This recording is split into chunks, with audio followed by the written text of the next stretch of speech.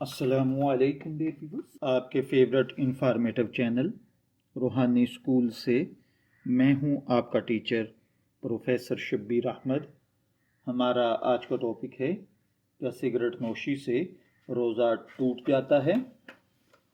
ماہ رمضان عبادت، تقوی اور نفس کی تربیت کا مہینہ ہے۔ روزہ صرف بھوکا پیاسا رہنے کا نام نہیں بلکہ اپنے آپ کو خواہشات، بری عادات اور گناہوں سے روکنے کا عملی مظاہرہ ہے۔ موجودہ دور میں ایک عام اور اہم سوال یہ ہے کہ اگر کوئی شخص روزے کی حالت میں سگریٹ پی لے یا ای اسموکنگ کرے تو کیا اس کا روزہ ٹوٹ جاتا ہے یا نہیں؟ اس سوال کا جواب جاننے کے لیے ہمیں قرآن و حدیث، فقہ اور عقل سلیم کو سامنے رکھنا ہوگا۔ فقہ اسلامی کے مطابق روزہ یہ ہے کہ صبح صادق سے غروب آفتاب تک قصدن یعنی ارادتاً کھانے پینے اور انٹرکورس سے رکا جائے۔ یہ تعریف تمام مکاتب فکر میں متفق ہے۔ سگریٹ اصل میں تمباکو، کاغذ، کیمیکل اجزاء، ان کو جلا کر اس کا دھواں پیدا کیا جاتا ہے اور پھر اس کو منہ کے ذریعے اندر کھینچا جاتا ہے، جو کہ حلق اور سانس کی نالی سے ہوتا ہوا پھیپھڑوں تک باقاعدہ پہنچ جاتا ہے۔ یہ محض بو یعنی اسمیل نہیں ہوتی بلکہ مادہ ہوتا ہے جو باڈی کے اندر انٹر کر جاتا ہے۔ فقہ کا ایک بنیادی اصول ہے، جو چیز منہ یا ناک کے ذریعے یا جسم کے اندر کسی سوراخ کے ذریعے سے پہنچے تو وہ روزہ توڑ دیتی ہے۔ اسی اصول کی بنیاد پر کھانا، پانی، میڈیسن اور سگریٹ سب ایک ہی حکم میں آتے ہیں۔ تمام ائمہ اور فقہا اس بات پر متفق ہیں کہ جان بوجھ کر سگریٹ پینا روزہ توڑ دیتا ہے، چاہے آپ نے سگریٹ کا ایک کش لگایا ہو یا پوری سگریٹ ہی پی لی ہو، دونوں صورتوں میں روزہ فاسد ہو جاتا ہے۔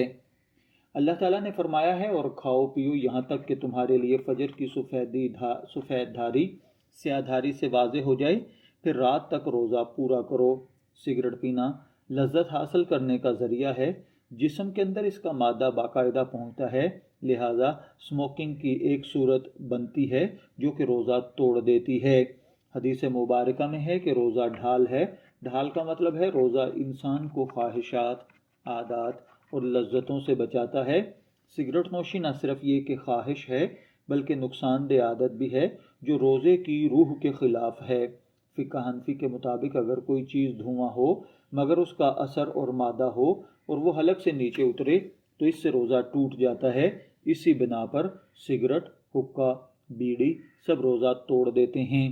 اگر کوئی شخص واقعی بھول کر یا شدید غلط فہمی میں ایک کش لگا لے تو جیسے ہی یاد آئے فوراً چھوڑ دے، مگر احتیاطاً قضا روزہ رکھنا واجب ہے کیونکہ سگریٹ کھانے پینے کے حکم میں آتی ہے۔ سگریٹ کا دھواں سونگھ لینا، یہاں فرق سمجھنا ضروری ہے۔ خود سگریٹ پینا اور کسی اور کا سگریٹ کا دھواں آپ تک پہنچنا۔ اگر آپ خود جان بوجھ کر منہ کے ذریعے سگریٹ پی رہے ہیں تو روزہ ٹوٹ جائے گا۔ بلا ارادہ ماحول کی وجہ سے روزہ نہیں ٹوٹے گا، لیکن اگر کہیں پر سگریٹ کا دھواں موجود ہے تو آپ کو وہ جگہ چھوڑ دینی چاہیے۔ اسی طرح الیکٹرانک سگریٹ کا حکم بھی ہے۔ الیکٹرانک سگریٹ میں فلیور، نکوٹین، بھاپ جسم کے اندر جاتے ہیں، اس لیے ویپ بھی سگریٹ ہی کے حکم میں ہے اور اس سے بھی روزہ ٹوٹ جاتا ہے۔ اگر کوئی شخص جان بوجھ کر روزے کی حالت میں سگریٹ پیے تو اس سے روزہ ٹوٹ جائے گا۔ سگریٹ صحت کے لیے مضر ہے، پھیپھڑوں، دل اور اعصاب کو نقصان پہنچاتی ہے۔